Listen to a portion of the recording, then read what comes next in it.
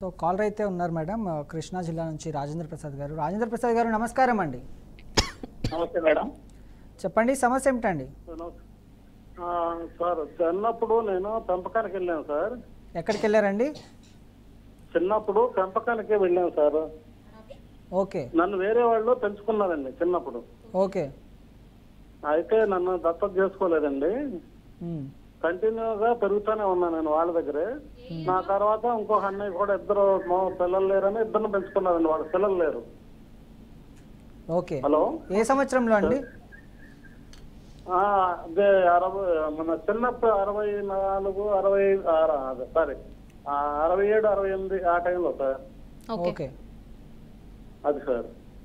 అయితే అట్లా పెరిగాం సార్. పెరిగిన తర్వాత ఈ మా వాళ్ళు ఏంటంటే తర్వాత ముందు మా నాన్నగారు చనిపోయారు.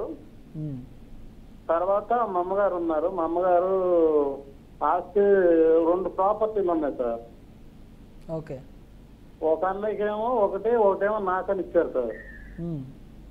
అందులో పాస్టర్ గారు అయ్యా ఖాళీగా ఉంటుంది కదా, కొంచెం నేను ప్రేయర్ పెట్టుకుంటానని చెప్పారు సార్. ప్రేయర్ పెట్టుకుంటాను, కొద్దిగా అమ్మచ్చారు తోలుసుకుని చదువుగా వేసుకుని అప్పుడప్పుడు నైట్ టైం ప్రేయర్ పెట్టుకుంటున్నాను సార్. ఓకే. అయితే ఈ మా అమ్మగారు మేమేమో ఏదో ఒకటి చేసుకోవాలన్న ఉద్దేశంతో మేమేమో పక్క ఊర్లో విజయవాడలో ఉండేవాడు సార్ నేను. మా అమ్మగారు ఏమో నూజివీడులో ఉండేవాళ్ళు నేను. ఆ పక్కన వాళ్ళు ఏం చేశారంటే మామూలుగా ఈ కొద్దిగా హెల్ప్ గా కొంచెం పక్కన ఉన్న వాళ్ళు రమ్మంటే వాళ్ళు కొంచెం అటు ఇటు కొంచెం మా అమ్మగారు హెల్ప్ చేస్తా ఉండేవారు సార్. మేము విజయవాడలో ఉన్నాం కాబట్టి. ఇంకో పెద్ద ఏమో ఖమ్మంలో ఉంటారు సార్.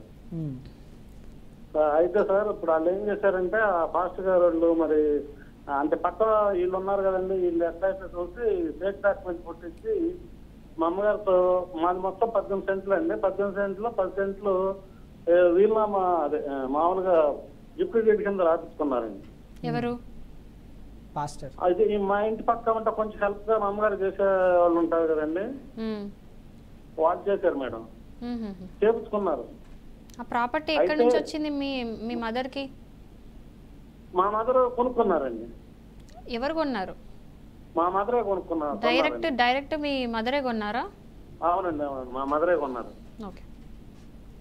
మా మదరే కొన్నారు. దాన్ని ఏంటంటే వీళ్ళు దాన్ని కొద్దిగా ఒంటరిగా ఉంటుంది కదన్నా, దాన్ని ఆసరా తీసుకుని ఫేక్ డాక్యుమెంట్ పుట్టించారు సార్. అది పుట్టించుకుని పాస్టర్ గారు అందులో ప్రేయర్ పెట్టుకున్నారు మేడం, వాళ్ళకి అమ్మేశారు అనమాట. దాన్ని ఆసరాగా చేసి 10 సెంట్లతో ఇంకా 18 సెంట్లు ఉన్నాయి కదా మేడం, ఖాళీగా ఉంటుంది స్థలం, ఖాళీగా ఉంటుందని వీళ్ళు మిగతా కూడా ఇంకో 5 సెంట్లు అట్లా అమ్మేశారు మేడం. వాళ్ళు ఇంకా వేరే వాళ్ళకి అమ్మేశారా మేడం?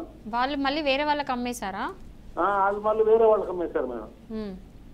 అయితే వీళ్ళు అనేది ఏంటంటే మేము అమ్మిన వాళ్ళు ఏంటంటే మేడం, మేము అమ్మలేదు, చర్చికి మాత్రం 8 సెంట్లు ఫ్రీగా ఇచ్చాము, 5 సెంట్లు మాత్రం ఫ్రీగానే ఇచ్చాము, ఫ్రీగా డొనేషన్ కింద ఇచ్చాము అని అంటున్నారు మేడం. అయితే మేము మామూలుగా అక్కడికి వెళ్తే కొద్దిగా రమ్మని మాట్లాడుకుంటారు, రమ్మని వెళ్ళాం సార్ మేడం. వెళ్తే ఆ రోజున బాగా గొడవ చేస్తే అసలు ఇక్కడ రావటం లేదని గొడవ చేశారు మేడం. మేము వచ్చి నూజివీడు పోలీస్ స్టేషన్ లో కంప్లైంట్ పెట్టాం మేడం. ఎంఆర్ఓ గారు ఒక కాపీను, తర్వాత రేషన్ ఆఫీసులో కాపీ ఇచ్చాం మేడం. అయితే తర్వాత మళ్ళీ ఎస్ఐ గారు పిలిపించారు. సరే ఇదంతా మ్యాటర్ మాట్లాడి మామూలుగా ఎంఆర్ఓ గారికి రీసర్వే పెట్టమని చెప్పారు మేడం. పెట్టి కూడా 4 రోజులు అవుతుంది, ఆ నుంచి ఏమో రెస్పాన్స్ రావట్లేదు మేడం.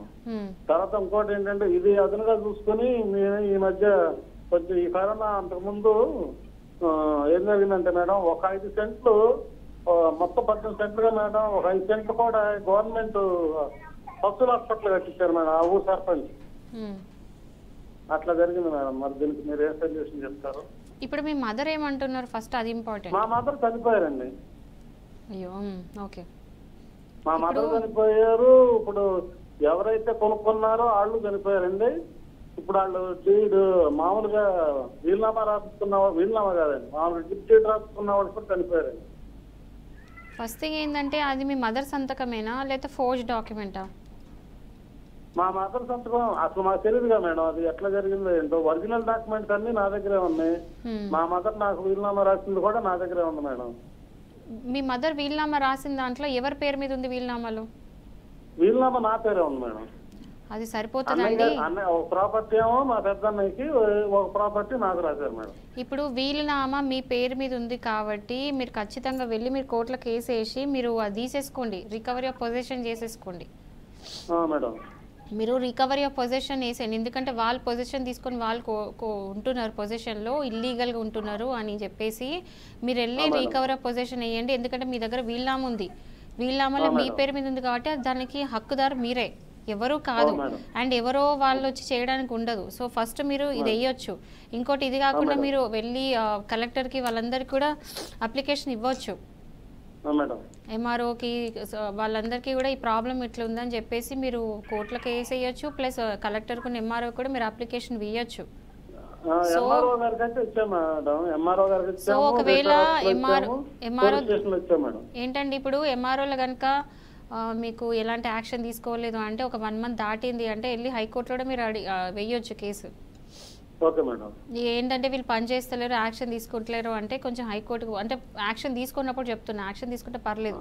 1 month అయినా యాక్షన్ తీసుకుంటలేరు, ఇంకా వాళ్ళది అట్లనే ఉంటుంది, ఏం జరగట్లేదు అంటే వెళ్ళి హైకోర్టులో వేసుకోండి రిట్ లాగా, వీళ్ళు యాక్షన్ తీసుకోమని చెప్పేసి. అది కాకుండా మీరు కోర్టులో కూడా వేసుకోవచ్చు, రికవర్ పొజిషన్లో మీకు వీలునామా ఉంది కాబట్టి. సో ఇంకోటి ఏంటంటే మీరు ఒకసారి మా వాట్సాప్ నెంబర్కి మీ డాక్యుమెంట్స్ పెట్టండి, దాన్ని బట్టి కూడా నేను ఇంకా కేసు ఏం చేయొచ్చు కూడా చెప్తా. వాట్సాప్ చేయండి మీ డాక్యుమెంట్స్ అన్నీ కూడా. ఓకే.